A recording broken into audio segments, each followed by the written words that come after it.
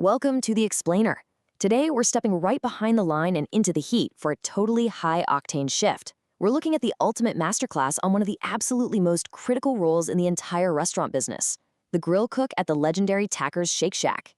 If you've ever wondered how they maintain that perfect sizzle, handle massive lunch rushes without even breaking a sweat, and turn out those iconic burgers day in and day out, well, you are in the exact right place. We're going to break down the specific standard operating procedures that turn everyday cooks into absolute masters of the griddle. Get ready, because we are clocking in.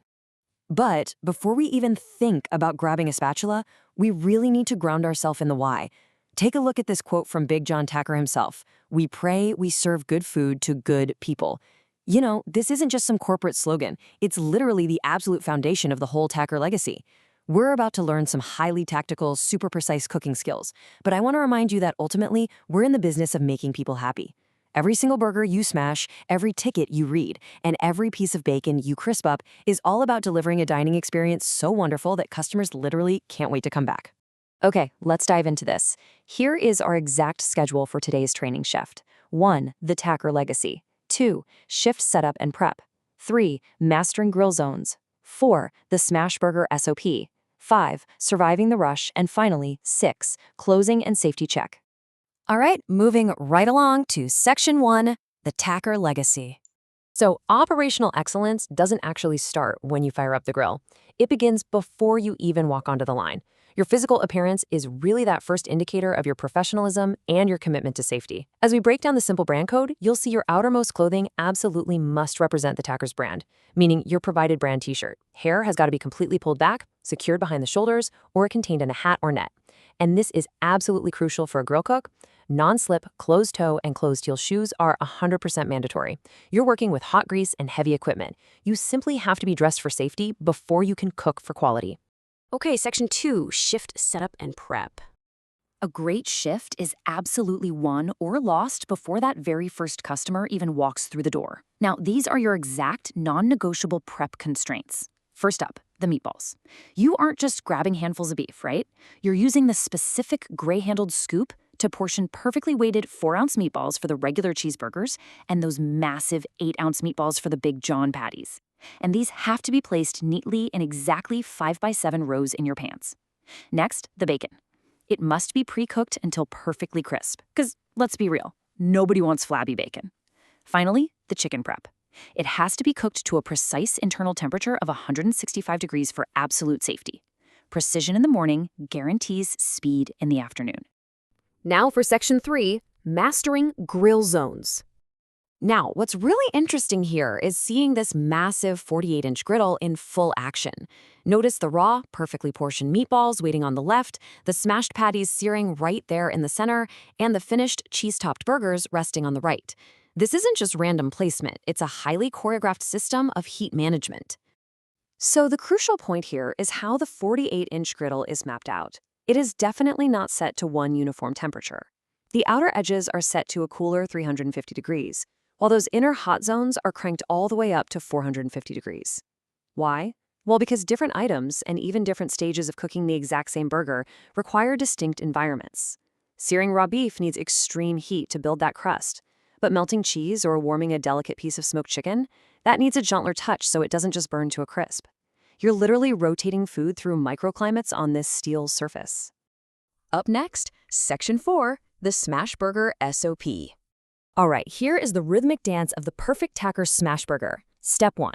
Take that 4-ounce meatball we prepped earlier and place it directly onto the screaming hot 450-degree center zone. Step 2. Take your spatula and firmly smash it down into a perfect 4.5-inch circle. You let it cook for a couple of minutes until those edges get beautifully brown and crusty.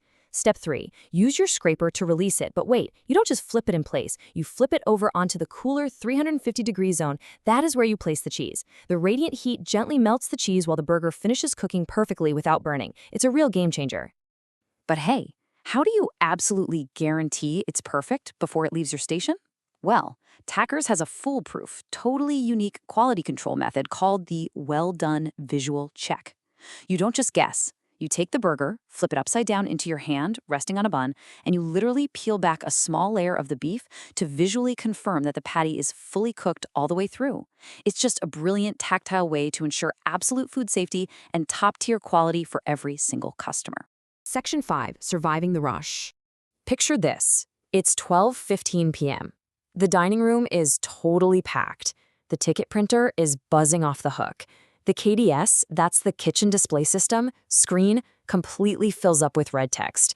It is loud. It is hot. So what do you do now? Do you panic? No way. You rely entirely on your training.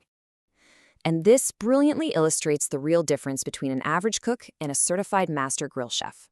At a standard pace, you have time to prep calmly.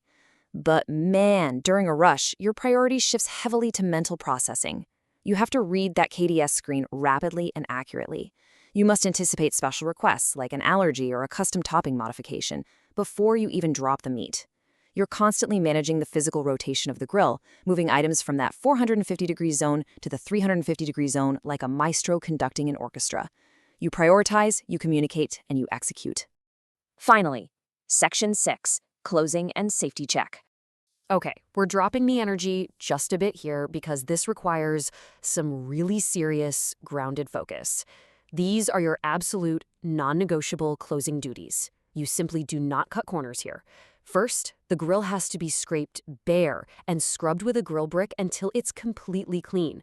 Second, you must dump the grease pan. Let me repeat the source materials strictly on this. The grease pan must never be left sitting on the line overnight. It is a massive hazard, it gets dumped, and it gets cleaned. Finally, you must visually verify and double-check that every single gas appliance is turned completely off. Your safety, the safety of the building, and the safety of the opening crew tomorrow depends entirely on your diligence right here. So what does this all mean? I'll leave you with this final thought to ponder.